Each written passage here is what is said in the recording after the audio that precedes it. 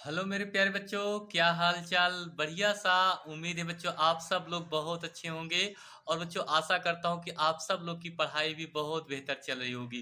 तो उसी पढ़ाई को और बेहतर करने के लिए मैं पवन सर आप सभी छात्रों का एक बार फिर से स्वागत और अभिनंदन करता हूँ आपके अपने यूट्यूब चैनल पवन सर यूनिक में। बच्चों आज हम बात करने वाले हैं क्लास 12 में भौतिक विज्ञान के 5 अति महत्वपूर्ण अति लघुत्तरीय प्रश्न। बच्चों ये वो अति लघुत्तरीय प्रश्न है बच्चों जो आपके पेपर यानी जो 6 मार्च का आपका पेपर होने जा रहा है बच्चों।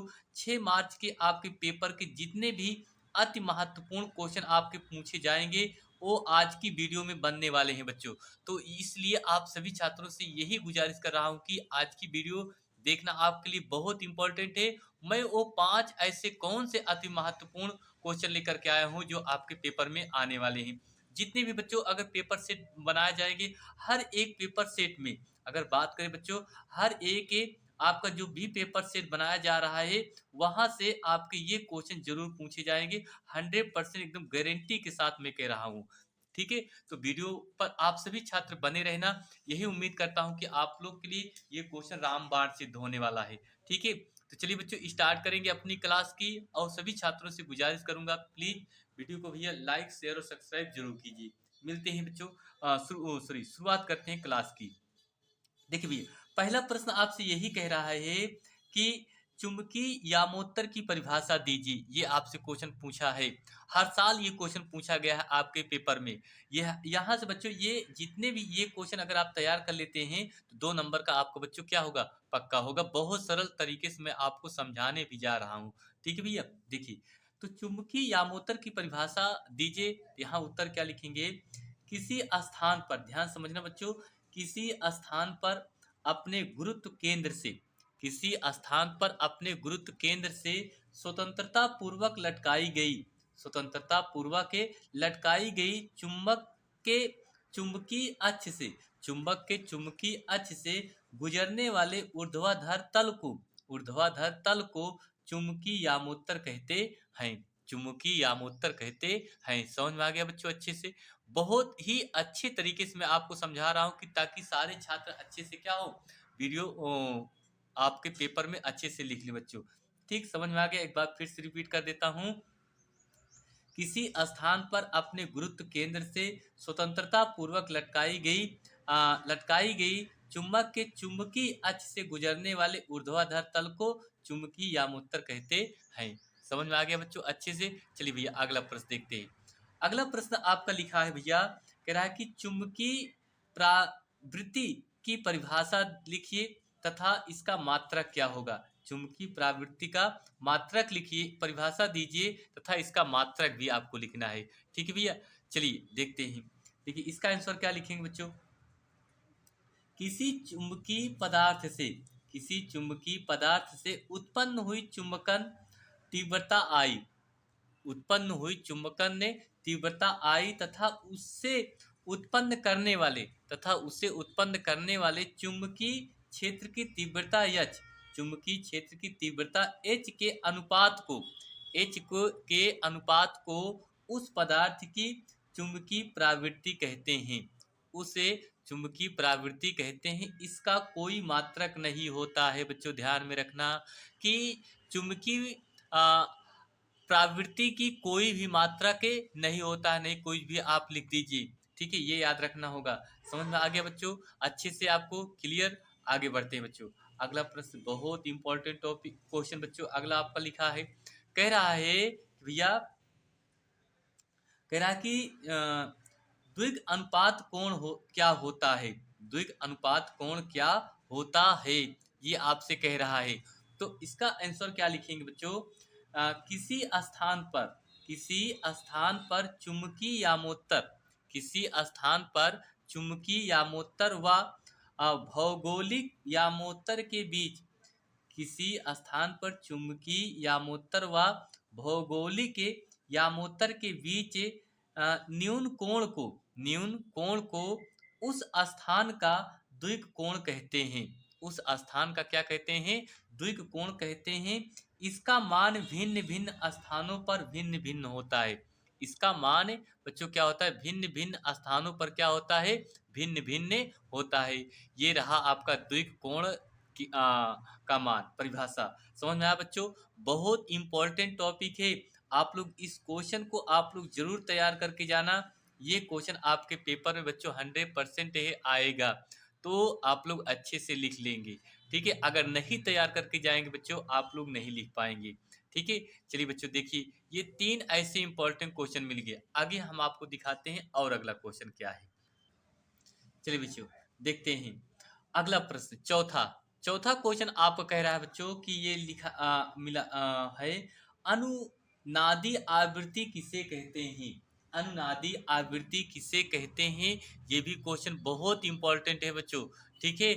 अनुनादी आवृत्ति किसे कहते हैं? हर पेपर सेट में ये क्वेश्चन पूछे जाने वाला है। तो इसका आंसर क्या लिखेंगे? प्रत्यावर्ती धारा परिपथ में, प्रत्यावर्ती धारा परिपथ में जब प्रेरित प्रेरणिक प्रतिघात एक्स एल तथा धारिती प्रतिघात एक्स सी बराबर होता है। यक्स सी क्या होता है? बराबर होता है। आवृत्ति को अनुनादी आवृत्ति कहते हैं। आवृत्ति को क्या कहते हैं? अनुनादी आवृत्ति कहते हैं। अगर बच्चों यहाँ से इसका फार्मूला देखा जाए तो एफ बराबर 1/2 पाई रूट में अंडर रूट एल सी होता है। एल सी, ये क्वेश्चन आपसे बहुविकल्पी में भी क्वेश्चन बच्चों पूछ लेता है कि अनुनादी आवृत्ति का सूत्र क्या होता है। अनुनादी आवृत्ति का सूत्र क्या होता है? तो 1/2 पाई रूट क्या होता है? एल सी होता है। क्लियर बच्चों, समझ में आ गया? ठीक है, तो बच्चों आप सबसे यही अपेक्षा करता हूं कि आप लोग के लिए ये क्वेश्चन बहुत इंपॉर्टेंट हैं। आप लोग मिस नहीं करना होगा, अच्छे से तैयार करना होगा, ताकि आपको पेपर में सबसे पहले आप पेपर में क्या करें, क्वेश्चन को लिख दें। ठीक भैया, आगे देखिए।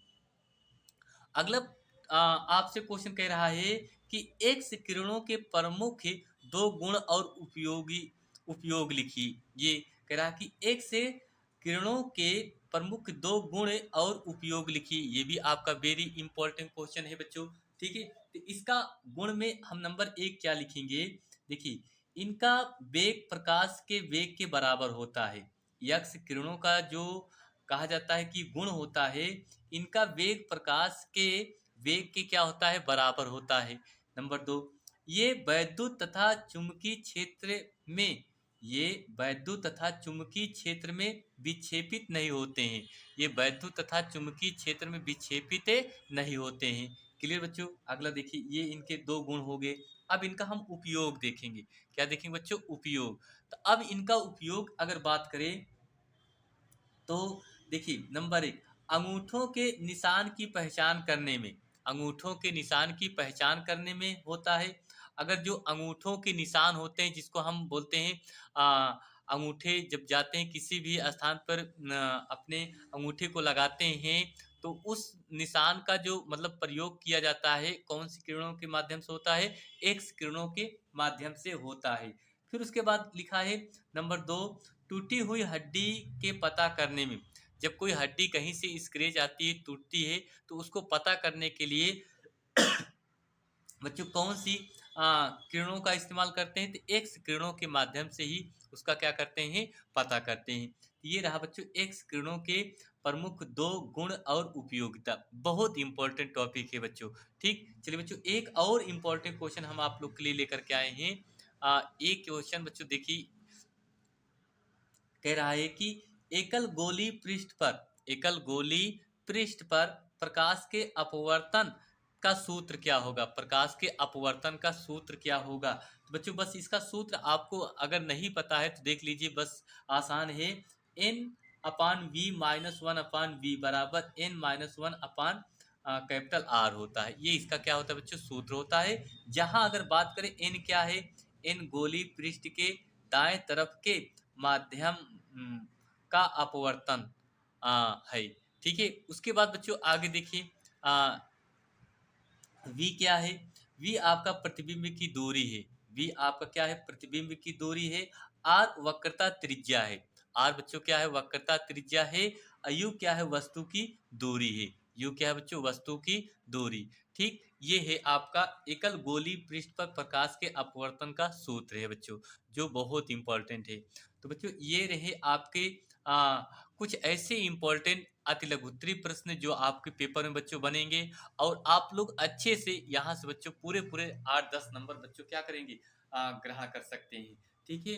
और उम्मीद करता हूँ बच्चों आप सब लोग इस क्वेश्चन को अच्छे से तैयार करेंगे और इतना ही नहीं आप लोग जब पेपर आपका होगा उस दिन आप लोग जा कर के ऐसे ही आपको क्या करना है अपनी कॉपी में लिखना होगा बच्चों। ठीक है? चलिए बच्चों बस इतना ही, मिलेंगे अगली क्लास में। आप सब लोग अपनी तैयारी को खूब बच्चों मेहनत करके तैयारी कीजिए। आपके पास समय कम है, आपका परीक्षा अच्छे से जाए यही उम्मीद करता हूँ। थैंक यू आप सभी छात्रों को बहुत-बहुत धन्यवाद देता हूँ। थैंक यू आप सभी छात्रों को।